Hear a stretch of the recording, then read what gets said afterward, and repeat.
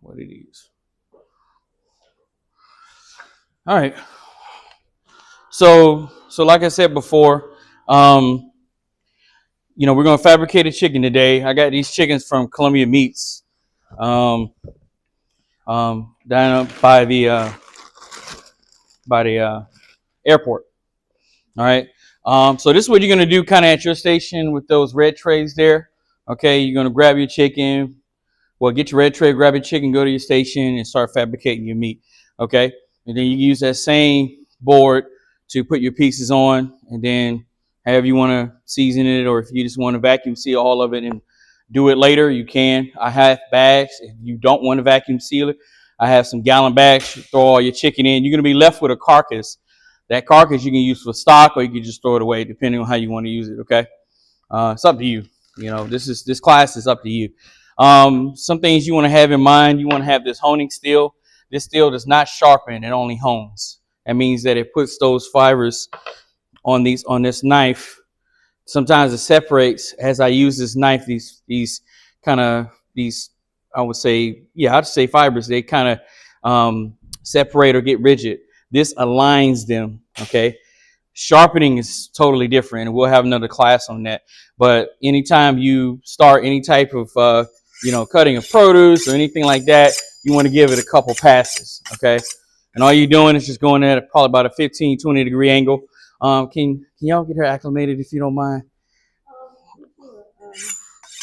You want to take a couple passes through here, and then you're good. I'm going to go between the two knives because this is a boning knife. It's very thin. It can get between joints. You can use that, or you can use this. Okay, so I go in between sometimes depending on things. But we got our chicken here. Like I said, I did get it from the meat market. So main thing you want to do is make sure you want it dry. Okay. All right, so come closer as well. I don't bite. This is the way you learn. Okay. So you want to pat your chicken dry, right? Why do you think that we want to pat our chicken dry? Okay. Okay. Well, we're not really concerned about the spices at this point. We're really concerned with the fabrication, and that's just cutting it up to the pieces that we want it, right? So we want to, make it dry so it don't move around too much on us.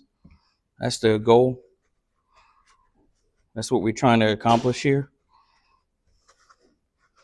So you want to do that. All right, so to explain the anatomy here, so if you look close, there's these two kind of dimples, if you will. These are called the oysters. This is something that chefs love. We love this because it's a very tender piece of meat. And normally we either cut around it and then cut it off and like fry it, or saute it in a pan or something like that. But that's a snack for us. You can choose to keep your oyster. You just have to go in a C curve to get it out to be attached with your thigh. If you don't get it, it's fine. It's not the end of the world. Okay. All right. Attached to the backbone, or is it attached to the foot? No, the backbone is right here. As you feel it, and y'all can feel it if you want because it's raw. So. But I was just saying, is that oyster piece attached to the short back? Yeah, it's in its own little crevice right here on the backbone. So that's why you have to go in the C curve to kind of get it out of that crevice that's sitting on it. So that's where that is here. So you have bones and then you have joints. If you notice that you're cutting through and it's taking a lot of pressure to cut through, it's a bone. It's not a joint. If it's a joint, you'll slide right through. Okay. It takes some practice. It's not perfect. Just, get it the best you can. There's some times that I still struggle at times with it, but I mean, it's just a name in the game. But the wings here, as you notice, this is our wing tip. This is, kind of our, what y'all like, flats, right?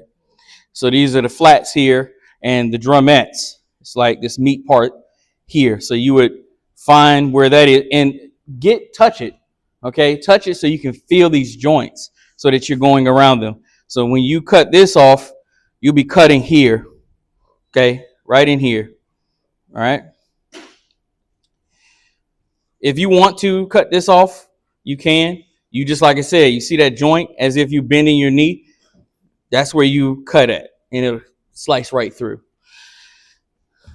All right, let me start cutting so y'all can kind of get more practice. All right, so I'm gonna start with my boning knife. I kind of just like to start with my legs and my thighs, kind of opening them up. But there's several ways to cut this thing. If you want to skin off, just the time to do that. If you want, I like to keep the skin. It just provides flavor when I'm cooking. I can take it off later. It just makes the meat more moist for me. All right. So one thing you want to do, you want to cut alongside here. Okay. And you can get close. Okay. I'm trying to hear. Kind of make it easier for me. Okay. Basically, I'm exposing that joint. So you want to take it. You heard that? Okay. And get in here. This is that bone there, right? All right. Because what it is, the breastbone has this inside of it is hold up like this, okay, like that, okay, and you got that keeve bone, that bone, breastbone right in the middle. All right. So all you're doing is trying to keep as much meat as possible on here. Here, I'm sliding around this thing. Oh, all right. So you want to take it, kind of go around.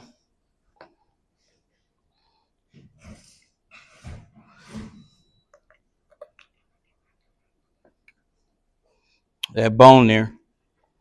Is that like the leg quarter part? Yeah, leg quarter. Yeah. Okay. If we're talking about names. Yeah. So you have your leg quarter here, but me, I'm going to split this apart. I'm going to separate my leg and my thighs. Do you have that part that you mentioned, the oyster? You have it with yours? It's a little bit on here, but not a lot. I wasn't really worried about it. A good way to find this one, you follow this little natural line here, and you'll cut it off. Okay, you see that natural line here? You take it in there, and you slice right through. And now you have your leg, and then your thigh. If you wanted to debone this thigh, right? I didn't want to show you this, but I'm going to show you it anyway. You basically want to expose this bone here.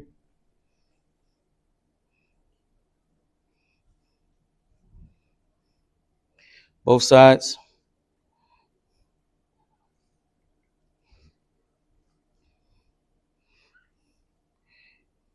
Try to keep as much meat on here, but sometimes a little bit difficult.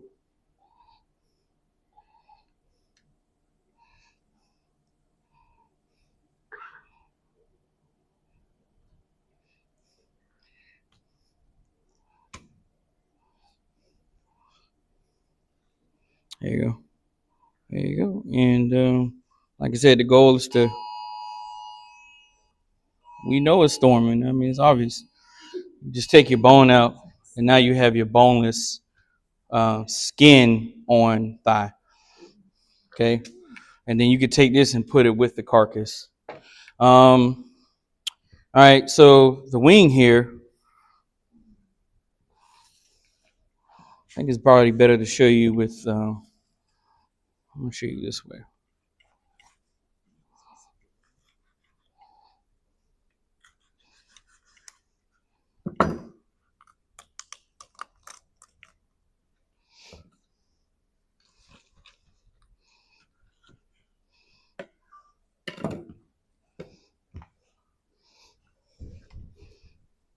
So like I said, there's that bone in the middle. You just want to kind of expose that bone.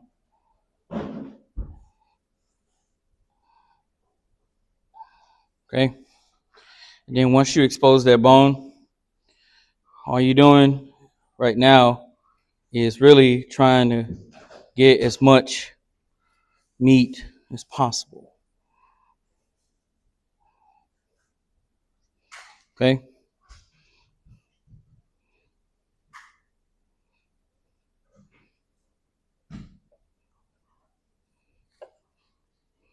And like I said, if I mess up, I'm just putting slight pressure. So if I do mess up, I can kind of correct myself. And see, I'm always feeling for this joint here.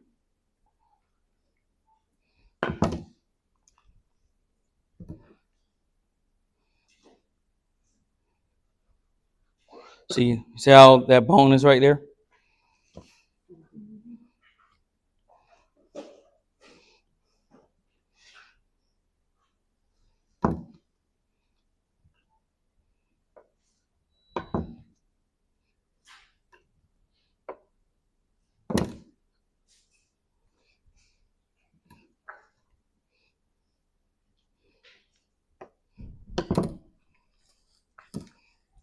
And then you have your chicken breast here with your tenderloin that you can just take off like that.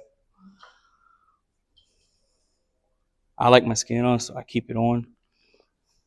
And then now you take this wing off. Now you have your wing. Like I said, you can take off the whole thing just by finding that joint and you'll cut right through there.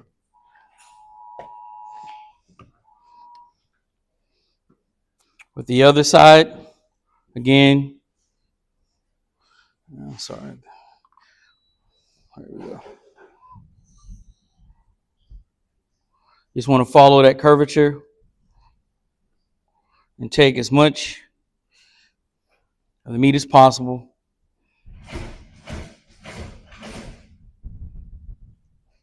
Okay, I'm on. There you go. You just ride in that line.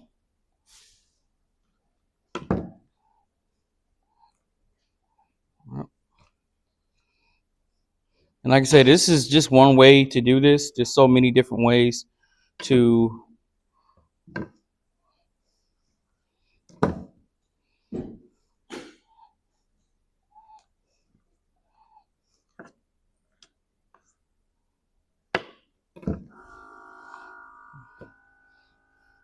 and then some of us, we used to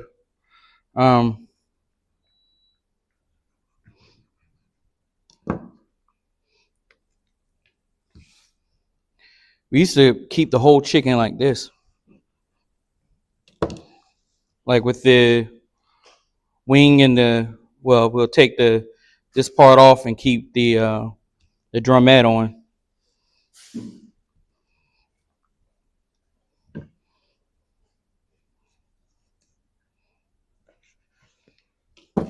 And then you have your carcass here. And then you have your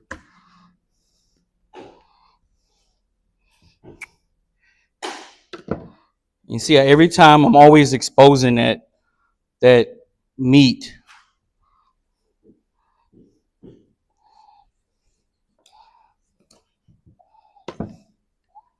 So then you can kind of clean this up if you made a few mistakes like I did.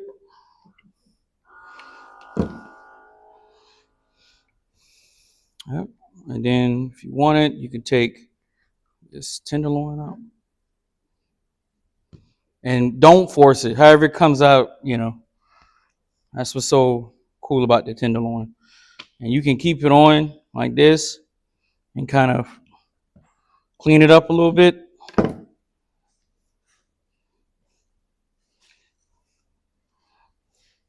Like that, this is an amazing cut here. All right, that's an amazing cut. Once you can put this on a sheet pan with some salt and cure it a little bit. It'll make it a little bit more moist. And then you go to just sear it, skin side down. It'll make a nice little crust, and then you cook it on the other side. It's a good tender piece of chicken breast. A lot of people, they don't like white meat because they say it's too dry. It's all how you prepare this chicken, right? So you'll get your cuts like this. So you get your, I got to take off the rest, but you'll have, let me take it so it makes sense.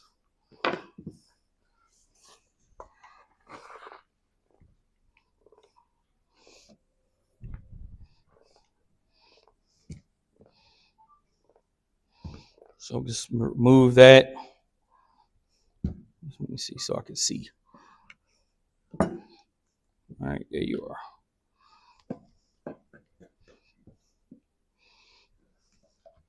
See, I just feel around. The more you feel around, play with it, better. That's the backbone.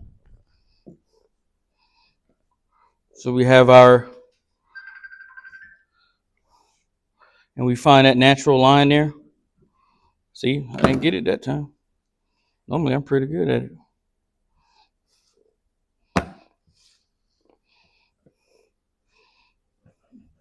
Yep. You got me today. You try to find that line. Sometimes there's a natural line in here.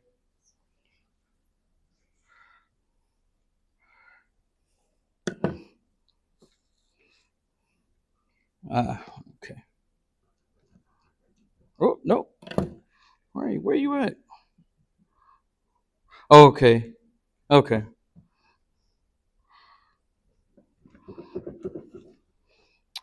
I knew you was going to play with me.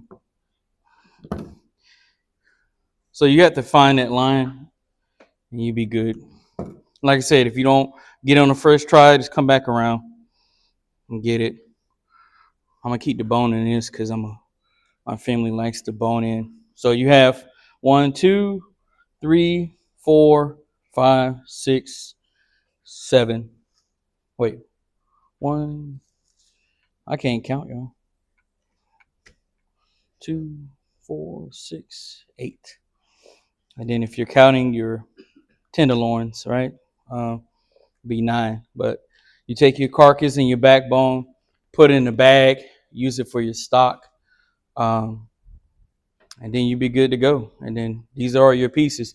Like I said, it's going to be, your main thing is just to kind of get these pieces, get your drumettes, and your wings and your thighs and your breast off. And, you can keep your tenderloin on with your chicken breast, or you can make it separate. But your carcass, put it in the bag with the backbone. And because I wouldn't seal that, I just put it in the bag. There's no need to seal that. Just put it in one of those freezer bags and call it a day. You can freeze all of this. Yeah, once you seal it off, you can put it in the freezer, date it for today, and put it in the freezer it can last about 6 months.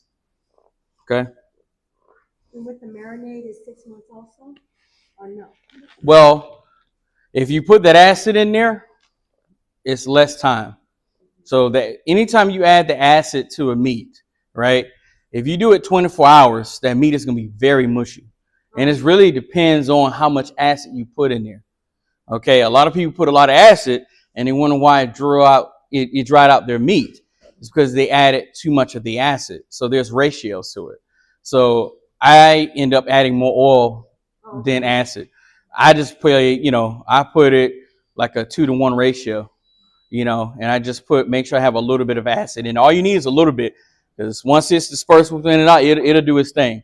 But as much as you want to marinate, it's for 4 hours. And acid is to Tenderize. And that's why you don't want to tenderize it for 24 hours. You know what I mean? You want to be careful with that, because like I said, it's cooking your chicken.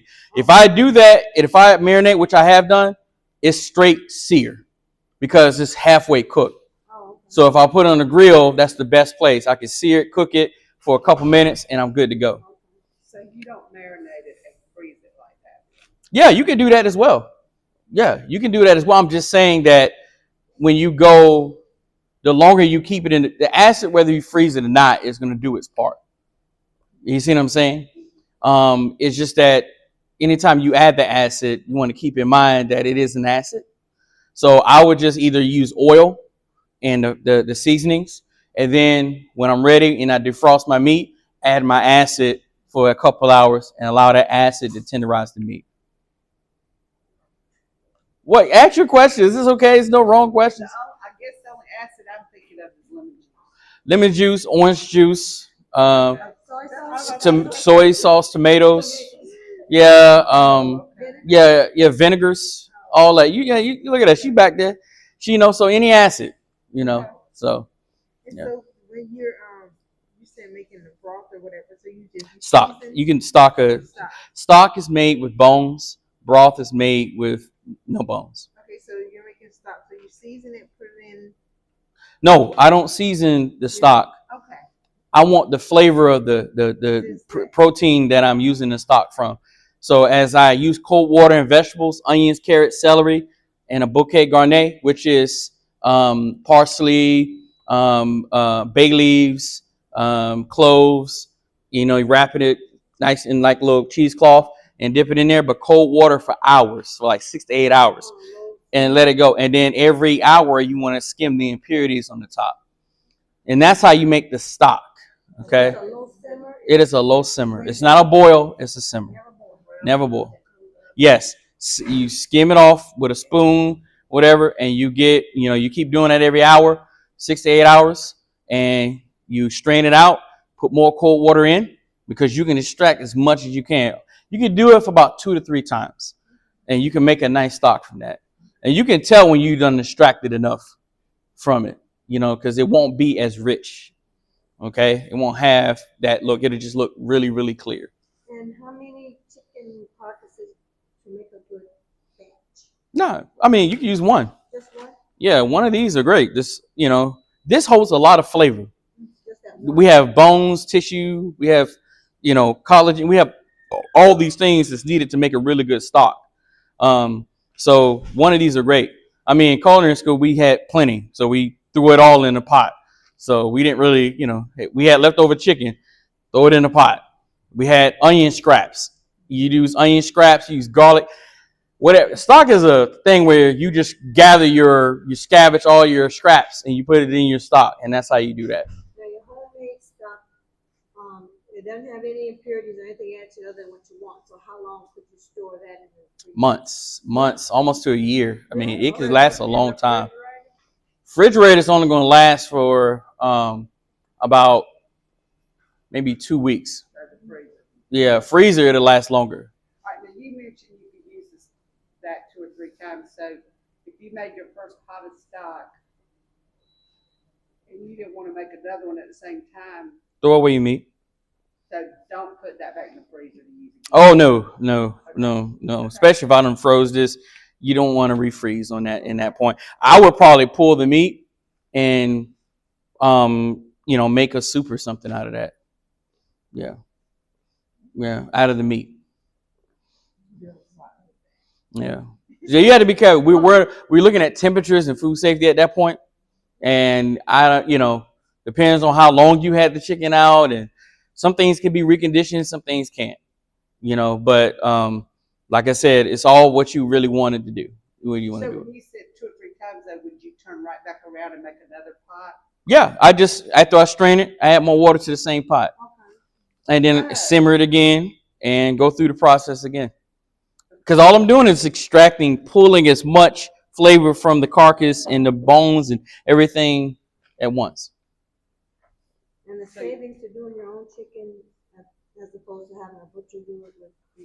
Yeah, this is a lot more economical. I mean, I bought this chicken in cases.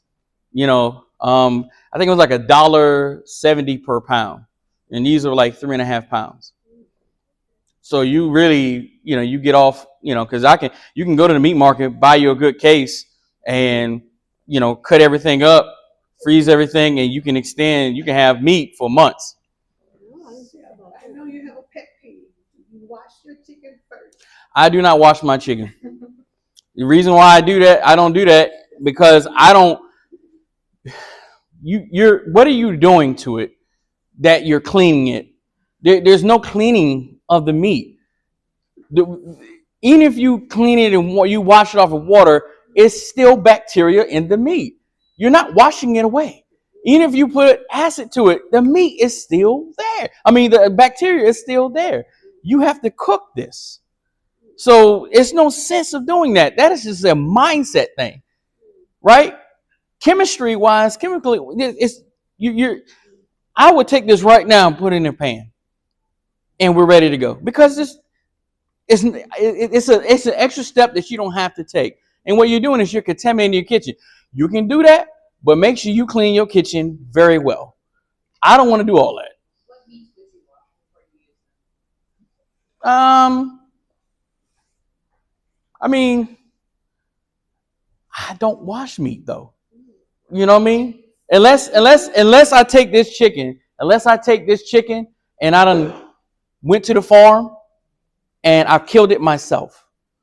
Because then I make sure I clean all of the feathers off at that point and remove the guts and all that stuff, everything out at that point.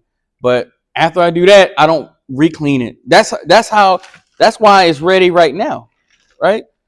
That's why this is ready right now. They still have this hair here. They're supposed to be properly, all the hair is supposed to be properly cleaned off, right? But I wouldn't clean this. There's no such thing as it. So, Same thing for seafood as well. Seafood's a little different. Even if you're doing like, say, if I'm doing a whole fish or whatever, and I'm descaling it and stuff like that, then yeah, you're gonna rinse it off. But I'm not washing anything. Okay. But if you want to do it, knock yourself out. Just when you invite me to your house, just please tell me that you did that. Because some people don't clean like they say they do. Okay. So you can do that, but you don't need to. I think you're wasting time. Okay. So y'all gonna put your hands to the plow and make it yourself. Once you're done with your cuts, let me know. I can show you how to do the vacuum sealer, and you can vacuum seal your meat and write on your meat. Okay.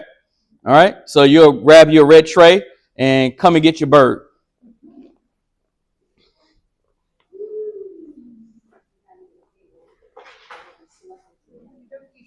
And we have knives over there as well.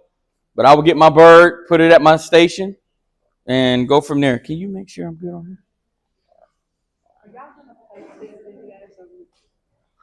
It'll probably, this will be on my page.